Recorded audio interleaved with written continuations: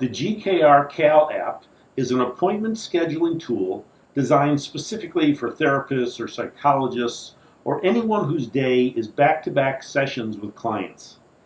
Not only is the app a convenient tool to manage your scheduling, but it allows you to export your schedule to a spreadsheet which can be reformatted and uploaded to your accounting system, eliminating additional data entry and additional errors. GKRCal works on iPhones running iOS 9 or higher. Let's get started. The calendar opens to the current day or the next workday, which you can scroll backwards or forwards. The color of the day indicates if you're in the past or the future, or yellow for the current day. You can always get back to the current day by pressing the circular arrow button in the top right-hand corner.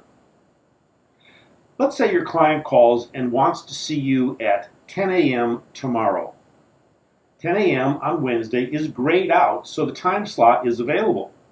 Touch the row and the client session scene will appear. You can scroll the client list looking for your client, or you can type in a portion of the client's name. Hit return, and then the client list will only show those clients with those letters in their name. You could type in a name which is not in the list, but that's not a good idea because then you'll be out of sync with your accounting system. There is another scene we'll talk about in a minute which allows you to enter new clients.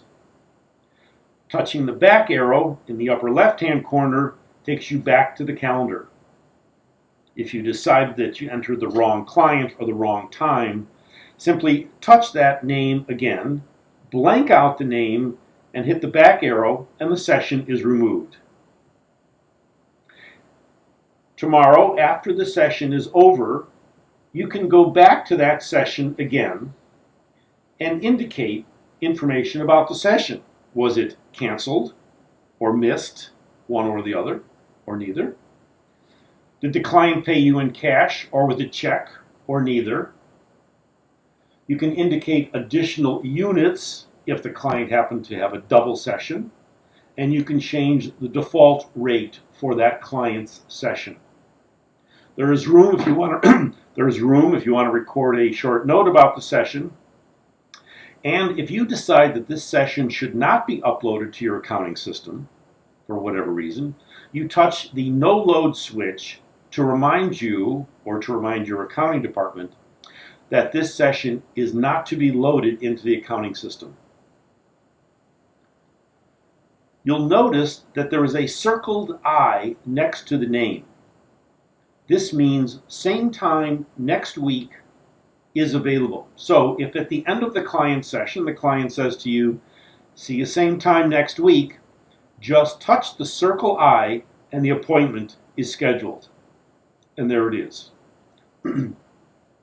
Now you can swipe to get to the menu or touch the menu button in the upper left-hand corner of the screen.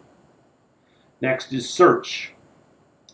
Search allows you to type in any portion of a client name and search the entire calendar for all of the sessions with that client. Export allows you to export the calendar list, the calendar or the client list. This will create a spreadsheet and attaches it to an email which is sent to your accounting department. These spreadsheets can be reformatted and printed, or updated to your accounting system, or edited and be reloaded back into the app, which I'll show you that in a moment. Next, edit clients. Here, clients can be deleted, or added, or updated. Each client gets a code of I for individual or C for couple, and a default rate. Next is add days, where you can add days to the calendar. Add date adds the date in the calendar picker, as long as it's not a work day or a day that already exists in the calendar. So this would typically be used if you're going to be seeing clients on Saturday or Sunday or some other non-work day. The Add All Workdays button will start with the last workday in your calendar and add all workdays up until the date specified in the date picker. The definition of which days in the week are workdays, your start time and your end time, and the duration of a session is defined later in the scene titled Calendar Parameters. Then there's Default Email, where you can enter the email of your accounting department. The default email is where the app will be sent when you export the calendar or export the client list, or when you make any changes to the client list. Delete and Reload is used to delete and reload the calendar or the client list.